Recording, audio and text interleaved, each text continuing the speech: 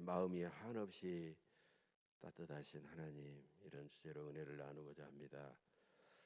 먼저 동영상 하나를 보겠습니다. 유퀴즈, 유명한 유퀴즈의 동영상입니다. 약 1분 50초 정도 짧은 동영상이니까 한번 보도록 하겠습니다. 칠곡군의 한 초등학생이 게임기를 사려고 3년 동안 모은 용돈으로 달걀을 사서 어려운 이웃에게 기부해 화제입니다. 이 소식을 들은 한 공무원은 아이가 갖고 싶어 했던 게임기를 사줬고, 대한양계협회는 칠곡군에 달걀 200판을 기부했습니다. 전복은 기자입니다. 게임기를 사려고 3년 동안 모은 용돈으로 달걀을 사서 칠곡군에 기부한 육지승군. 영양가 높은 달걀이 어려운 이웃의 건강을 지켜주길 바랐습니다. 계란을 먹고 힘들지 않고 행복하게 살았으면 좋겠어요. 육지승군의 선행은 또 다른 나눔으로 이어졌습니다. 먼저 칠곡군의 한 공무원이 사비를 털어 지승군이 원했던 게임기를 선물했습니다. 지승군 뉴스를 접하고 이제 그 어린 시절에 저도 그 돈을 모아서 게임기를 산 기억이 있어서 이건 제가 줘야 되겠다라고 그 결심을 하게 되었습니다. 또 대한양계협회는 17일 칠곡군을 찾아 달걀 200판을 기부했습니다. 달걀로 이웃사랑을 실천한 지승군에 대한 고마움의 표시입니다. 지승군은 표창장과 함께 받은 20만 원도 이웃을 돕는 데 써달라며 다시 내놨습니다. 어려운 코로나 시국에 작지만 작은 기부부터 시작해서 좀 이 좋은 뜻으로 기부가 확산되었으며 하는 바람으로 이번 기부에 참다운 기쁨을 느끼고 있습니다. 어려서부터 부모님과 함께 나눔의 미학을 실천해온 육지승군. 이번에는 에티오피아 친구들을 위해 다시 용돈을 모으기 시작했습니다. 아프리카 친구들한테 그 물을 사서 줄 거예요. 한 초등학생의 선행이 어려움을 함께 이겨내기 위한 나눔으로 이어지고 있습니다. HCN 뉴스 전복은입니다.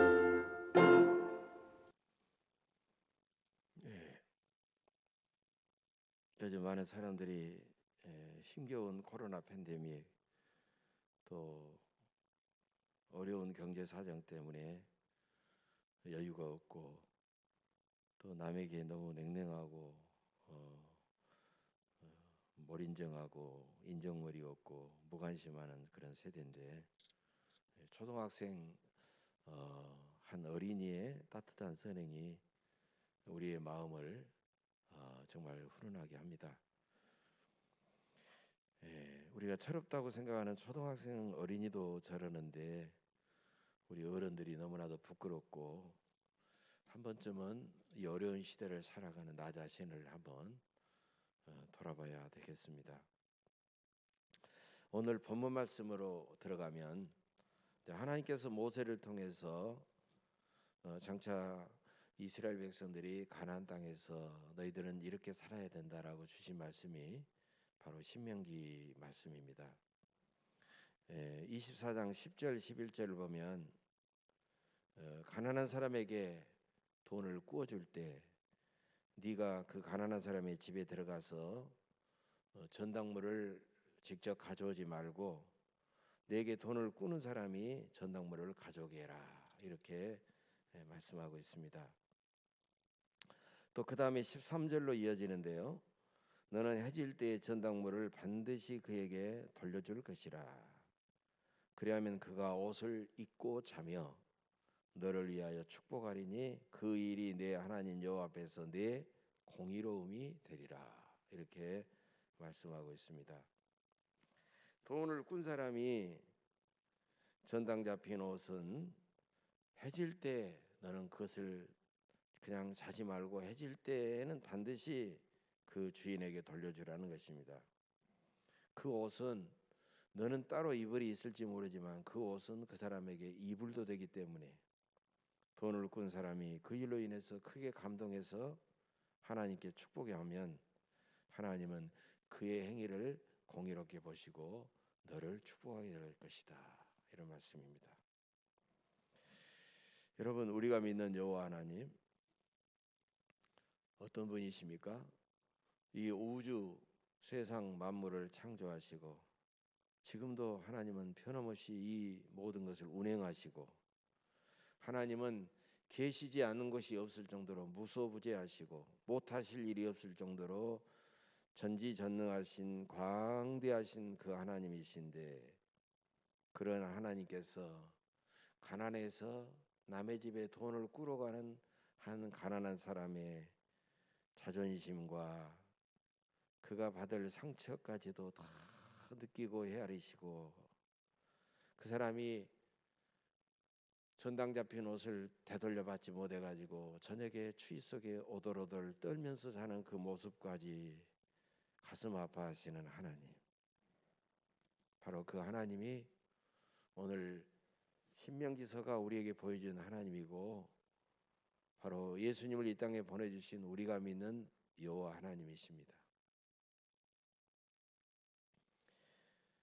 그 다음에 비슷한 경우가 14절 15절에도 계속돼요. 공공하고 비난한 품꾼은 너희 형제든지 내 땅 성문 안에 우거하는 객이든지 그를 학대하지 말며 그 품삯을 당일에 주고 해진 후까지 미루지 말라.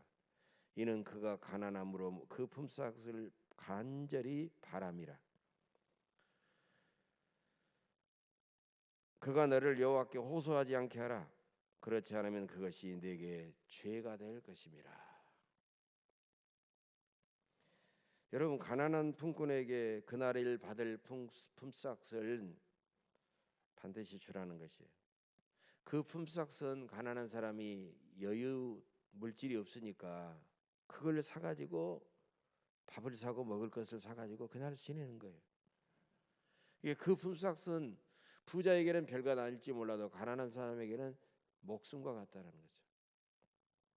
그래서 그가 품삯을 못 받아가지고 한을 품고 하나님 앞에 막 눈물로 하나님 앞에 하소연을 하면 그 품삯을 네가 주지 않는 행동은 너에게 엄청난 죄가 된다는 거예요. 그 다음에 16절을 보면 한 가족 한 사람의 죄 때문에 다른 가족에게 연대 책임을 물어서는 안 된다는 거예요.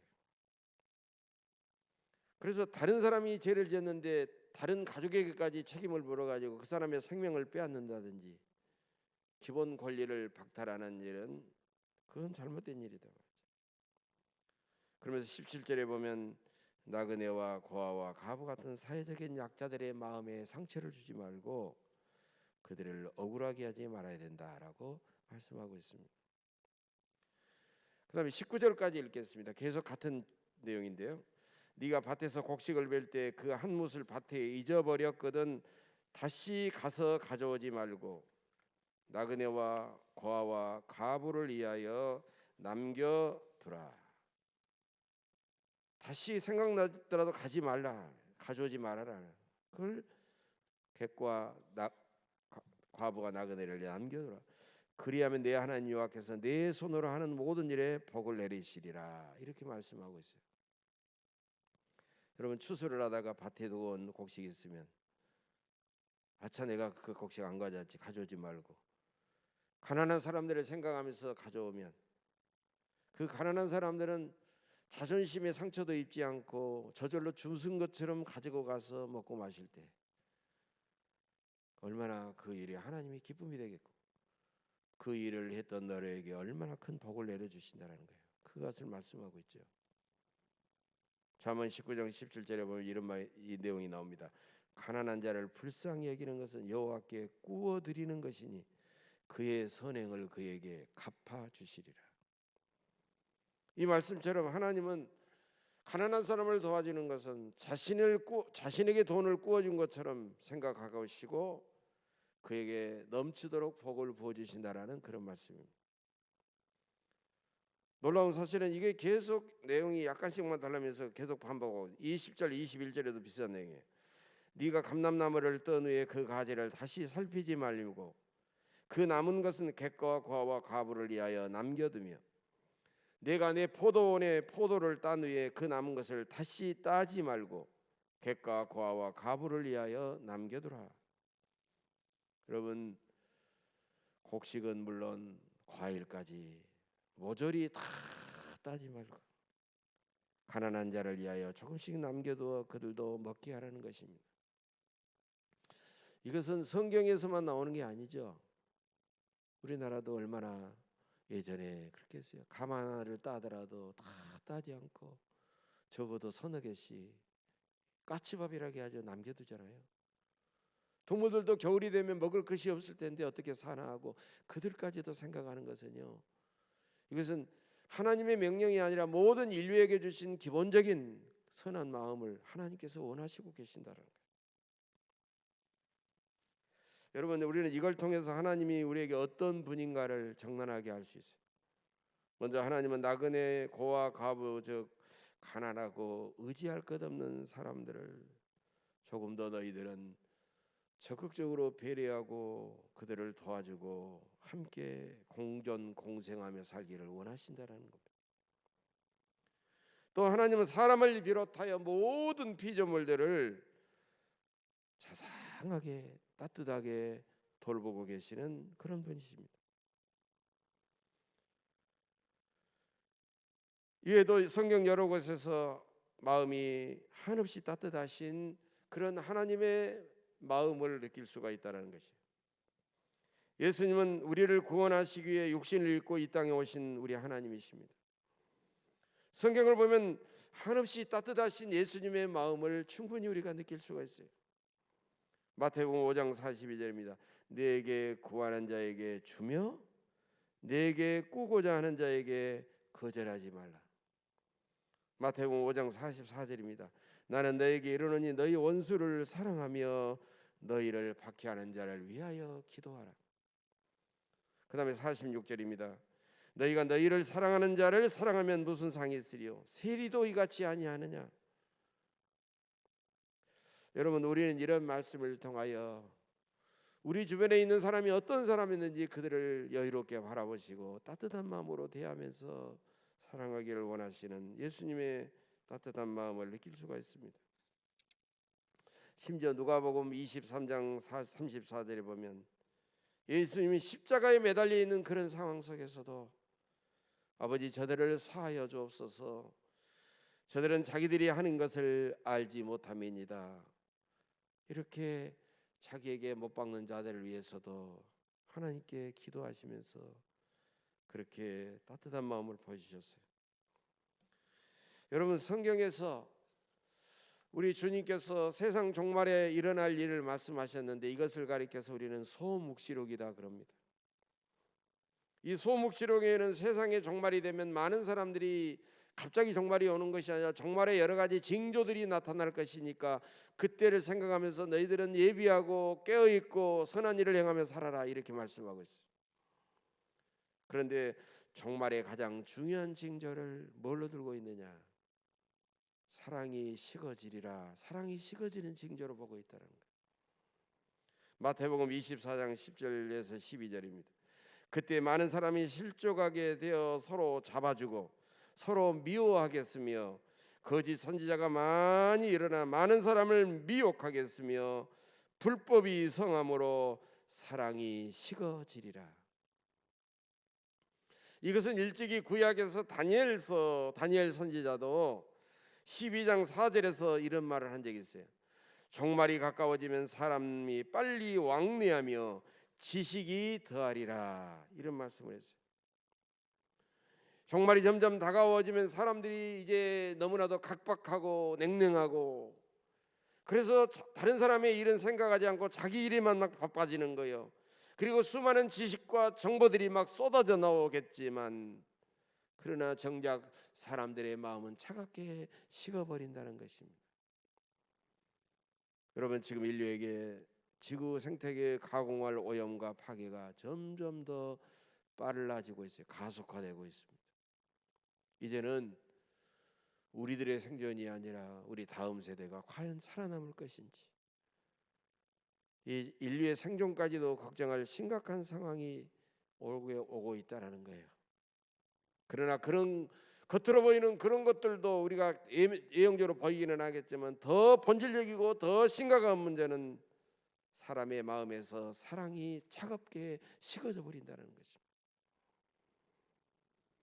하나님은 구약 레위기를 보면, 여러분, 레위기는요 성결법전, 제사법전이라고 그렇게 부르는데 우리가 하나님 앞에 나아가서 거룩해지기 위해서는 먼저 제사를 드려야 된다 해가지고 5대 제사가 나와요.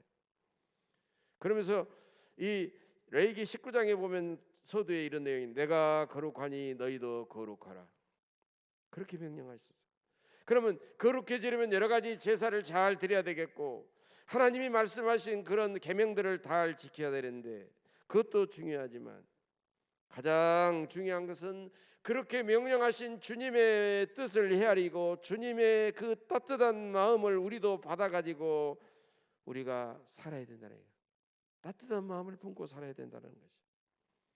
그래서 레위기 19장 18절에 보면 전체 레위기의 중심 주제가 나오고 있어요.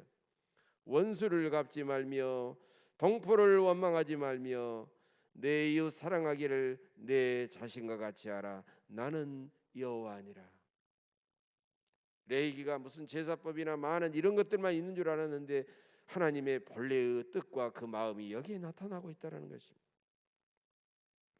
예수님의 제자들도 십자가를 앞에 두고 누가 예수님의 왕이 되면 높은 자리를 차지하고 또 누가 내 발을 씻어줄까라고 서로 눈치만 보고 있었을 때 예수님께서는 그들을 향하여 너희는 이래라 저래라 너희는 어찌하여 그러느냐 원망하지 않고 탓하지 않고 자리에서 일어나셔서 주님은 수건을 허리에 동이시고 세수대에 물을 떠다가 제자들의 발을 씻어 주었습니다. 그리고 그 거룩한 세종 행사를 마치신 다음에 예수님은 제자들을 둘러보시면서 서로 사랑하라. 내가 너희를 사랑한 것 같이 너희도 서로 사랑해라. 이렇게 주님은 말씀하셨어요. 그것은 뭡니까? 너희들이 아무리 많이 진 것을 가지고 너희들이 아무리 높은 자리에 오르고 너희들의 이름이 아무리 다른 사람들에게 잘 알려지고 유명해지고 그렇게 된다고 할지라도 그것은 중요한 것이 아니다라는 거예요. 너희들이 서로 사랑하며 살고 내가 너희에게 보여준 사랑을 너희도 다른 사람에게 전하면서 점점 너희들의 삶의 공동체를 넓혀가라. 그런 말씀이에요. 그렇다면 주님의 제자된 우리는 어떤 상황이든지 따지지 아니하고 우리가 냉랭하고 삭막한 사람이 되어서는 안 됩니다. 정원을 잘 가꾸지 않으면 정원은 잡초만 점점 무성해지듯이 우리의 마음도 가만히 내버려만 두면 너무나도 자기만 생각하는 이기적인 사람이 되고 점점 남들에 대해서 무관심해지게 돼요. 그러면 우리의 마음은 점점 가꾸지 않는 정원처럼 냉랭하고 삭막해질 수밖에 없다는 거예요. 여러분 우리 주변에 보면 그렇게 부정적이고 냉소적인 그런 사람들이 너무나도 많이 있어요. 우리가 알게 모르게 그들의 영향을 받고 살아갑니다. 이런 사람들은 남들을 조금 더 이해하거나 배려하거나 공감해주지 않아요. 그들의 단점과 허물만 날카롭게 지적하고 그들을 비난하고 정죄해버립니다. 그러면 사람들은 대부분 그런 사람 곁에 머물러 있지 않아요. 다 어떻게 하든지 도망가려고 하고 회피하려고 하고 하나님도 그런 사람을 결단코 기뻐하지 않으신다는 것입니다. 여러분 우리가 주님처럼 따뜻한 마음을 가지고 산다고 하는 것이 얼마나 중요한 것인가를 깨달아야 됩니다. 많은 사람들은 돈의 가치는 너무나도 잘 알죠. 건강의 가치 얼마나 잘합니까? 지식의 가치 얼마나 많이 합니까? 요즘은 정보가 얼마나 중요하다는 거 얼마나 잘 합니까? 또 다른 사람과의 인간관계가 얼마나 중요하다는 것도 얼마나 잘 알고 있어요. 그러나 정작 내가 따뜻한 마음을 품고 살아간다고 하는 것은 별로 중요하게 생각하지 않아요. 이웃을 향한 따뜻한 마음은 그 마음이 전해지는 이웃이 먼저 감동하게 되고 그러면서 점점 이웃의 마음을 따뜻하게 만들게 되고 그러면서 하나님도 감동시키고 하나님도 기뻐하는 것입니다. 오늘 본문에서도 따뜻한 마음으로 나그네와 과부와 고아와 같은 사회적인 약자들을 우리가 섬기고 돌보는 사람은 하나님은 반드시 그 사람을 공의롭게 여기시고 그에게 놀라운 복을 주신다라고 말씀하고 있잖아요. 그러므로 우리는 날마다 조금씩이라도 우리 마음의 온도를 따뜻하게 올려야 됩니다. 이렇게 여러분 기도하시기 바랍니다. 주님, 이 차가운 겨울에 주님의 사랑으로 저희의 가슴을 따뜻하게 하옵소서. 주님, 저의 심령 속에 성령으로 충만하게 하사 더 따뜻하게, 아니 뜨겁게 하옵소서. 저도 이 설교를 준비하면서 제 마음이 과연 다른 사람을 향하여 늘 따뜻한 마음을 가졌는가 생각할 때 너무나도 부족한 것을 느꼈어요. 그러면서 주님 앞에 회개하면서, 주님, 저도 저의 마음이 따뜻하신 주님을 닮아서 주님의 따뜻한 종으로 살아가게 하옵소서. 이렇게 계속해서 기도하면서 설교를 준비했어요. 마태복음 5장 20절에서 주님은 사랑하는 제자들에게 이렇게 말씀하셨죠. 너희 의의가 서기관과 바리새인보다 더 낫지 못하면 결코 천국에 들어가지 못하리라. 이건 뭘 말하는 거예요? 그 당시 수많은 종교인들, 하나님을 믿는다고 하면서도 다른 사람을 정죄하기에 바빴던 냉랭한 사람들을, 그들도 나름대로 선한 일을 하는데 너희 의가 그들보다 못하다고 하면 과연 너희가 천국에 들어가겠느냐라는 거예요. 여러분, 우리 주변에 보면 기독교인이 아닌데 무슨 불교인이고 또 다른 종교를 믿거나 종교가 없는 사람들이 막 그냥 정말 엄청난 돈을 기부하면서 막 선한 일을 행하고 막 자기 박봉을 줄여가면서 막 섬기고 이런 것을 보면서 너무나도 마음이 훈훈해진 것을 보게 됩니다. 그러면서 나도 기독교이지만 저렇게 못하는데 너무나도 부끄러움을 느낄 때가 많이 있어요.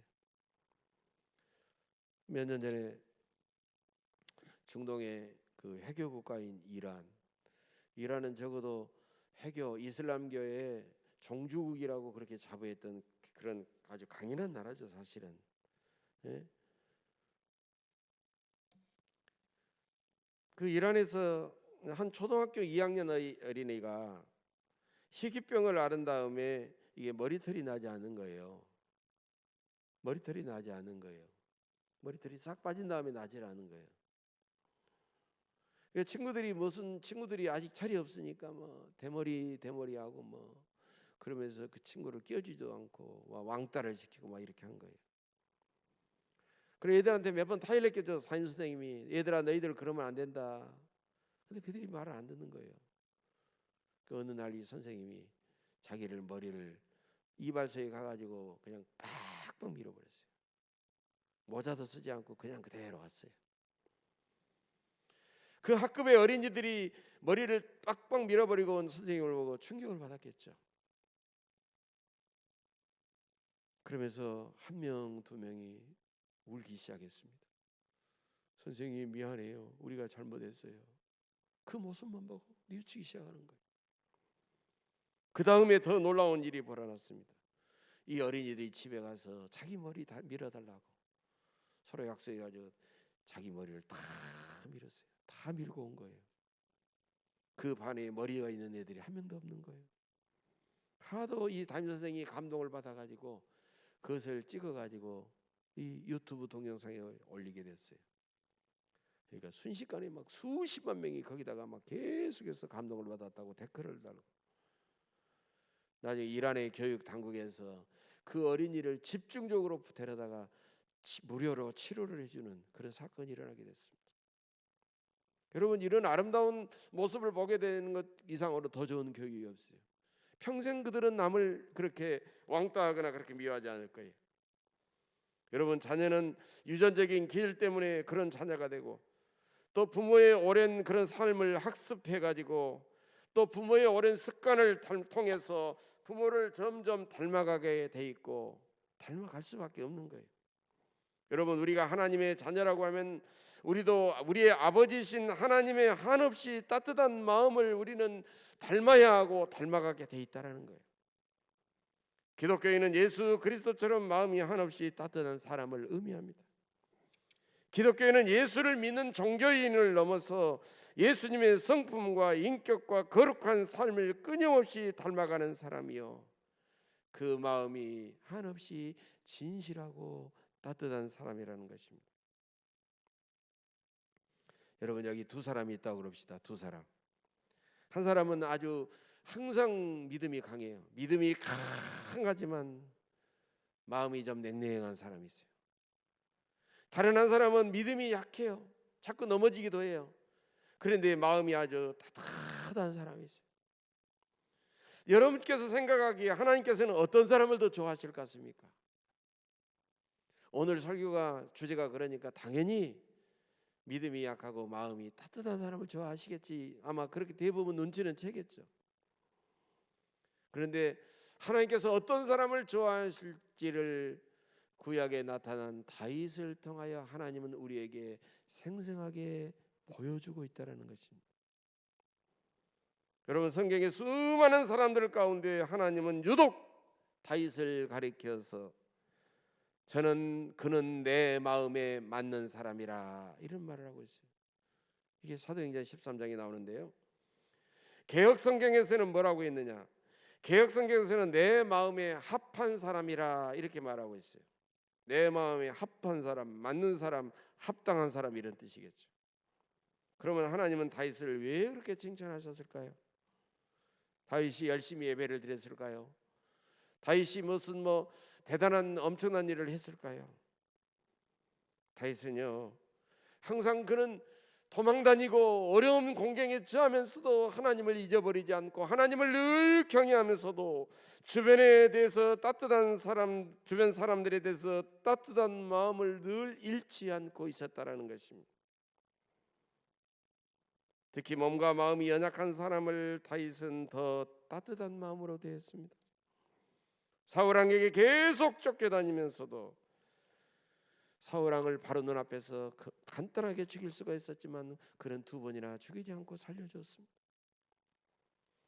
아말렉을 죽여갈 때 병들고 버림받은 애굽 소년을 따뜻하게 돌봐줬습니다. 그랬더니 그 소년에게 정보를 얻어가지고 마침내 아말렉을 공격해서 승리할 수 있었어요. 바세바가 낳은 아들이 병들자 그는 식음을 전폐하면서 하나님 앞에 눈물로 기도했습니다. 억울하게 반대편이었다가 억울하게 자기 편이 되었지만 억울하게 요압에게 살해당한 아브넬 장군의 죽음 앞에서 그는 통곡했던 사람입니다.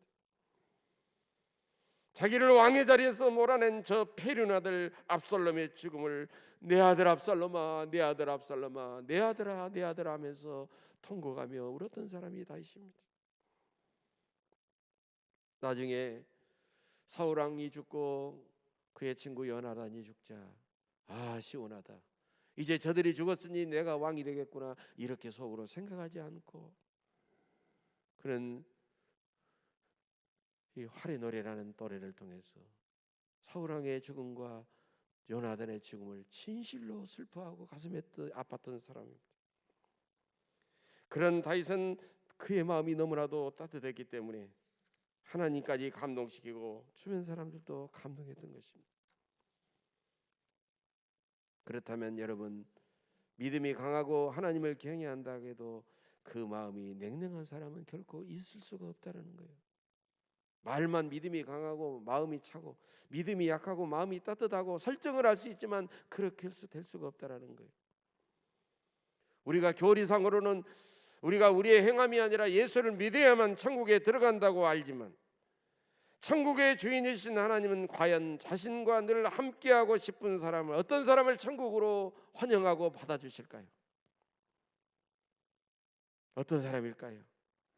아마도 하나님 아버지는 천국에서 영원한 삶을 누려야 되기 때문에 당신처럼 마음이 한없이 따뜻한 사람을 어서 오너라고 맞아들일 것입니다. 여러분, 인생은 너무너무 짧습니다. 사람이요 1세기 100년을 살아도 영원하신 하나님 앞에서 그 100년이라는 시간은 한순간 1초 똑딱 하는 1초 한순간에 불과한 거예요. 그래서 시편 90편에서 모세는요 인생의 삶이 밤의 한 경점과 같다 그래서 경점. 그게 1초라는 시간이에요. 여러분, 우리가 따뜻한 마음으로 이웃을 늘 사랑하며 행복하게 살기에도 너무나도 짧은 시간이라는 거예요. 이렇게 짧은 시간을 그렇게 살아도 짧은 시간에 누구를 원망하고 누구를 미워하고 누구를 증오하며 살아간다고 하는 것이 얼마나 안타깝고 얼마나 아까웠습니까? 그렇기 때문에 우리는 살아있는 순간 늘 범사에 감사하면서 매일 만나는 사람들에게 따뜻한 마음으로 그들을 대하고 사랑하고 알차고 기쁘고 즐겁게 살아야 될 줄로 믿습니다. 초기 예루살렘 교회 공동체는 성도들이 성령을 체험하고 성령 하나님과 뜨겁고 생생한 영적인 친교를 나누면서 연약한 사람들이 성령의 능력 안에서 따뜻한 마음으로 서로로 사랑하는 것을 배우고 나누고 체험했던 하나님 사랑의 공동체가 바로 초기 예루살렘 교회였어요. 그래서 초대 예루살렘 교회는 흠이 많은 사람들이 여전히 많았음에도 불구하고 따뜻한 마음으로 늘 배려하고 사랑하고 나누고 섬기며 살았기 때문에 그들은 각자 결핍함이 없었어요. 유무상통했어요. 결핍함이 없었고 연약함을 느끼질 않았습니다. 성령의 능력으로 기사와 이적이 수없이 나타나서 하나님은 그들과 함께 하셔서 그래서 많은 사람들이 믿는 사람들을 부러워하면서 날마다 계속해서 교회로 몰려들고 몰려들었던 것입니다. 전도지 나눠가지고 교회 오세요 해가지고 전도한 게 아니었어요.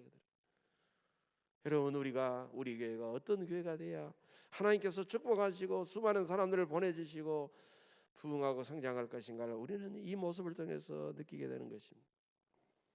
지금 우리 주변에 너무 어렵고 너무 상처받고 너무 고통받는 사람들이 너무나도 많이 있습니다. 예전에도 그랬지만 코로나 팬데믹 때문에 훨씬 더 많아졌습니다. 우리는 그분들에게 주님의 사랑으로 선뜻 다가가서 마음이 따뜻한 좋은 이웃이 우리는 돼야 됩니다.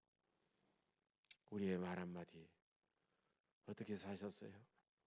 우리의 말 한마디, 그 다음에 작은 미소라도, 작은 관심이라도, 그리고 내가 가진 물질 쪼개어서 작은 물질이라도, 아니 그가 그렇게 너무나도 힘들고 어렵게 살아가는 모습을 보고 내가 바라보다가 내가 눈물 한 방울 흘리는 것 때문에 그들은 엄청나게 그 따뜻한 마음을 느끼게 되면서 감동하게 된다는 것입니다. 설교를 시작하면서 소개했던 이 칠곡군의 이 육지승 어린이처럼 그 어려운 이웃을 따뜻하게 섬기며 사랑할 때 그 사랑의 바이러스는 엄청난 파급력을 갖게 되면서 우리의 이웃들도 따뜻한 사랑을 계속해서 전파해 갈 줄로 믿습니다. 과연 여러분의 마음의 온도는 지금 몇 도이십니까? 이제 사랑의 성령 안에서 예수님을 닮은 따뜻한 사랑의 전달자가 되셔서 차갑고 삭막한 이 세상을 더 따뜻하게 만들어 가시는 여러분들의 삶이 되시기를 주님의 이름으로 간절히 축복합니다. 기도하겠습니다.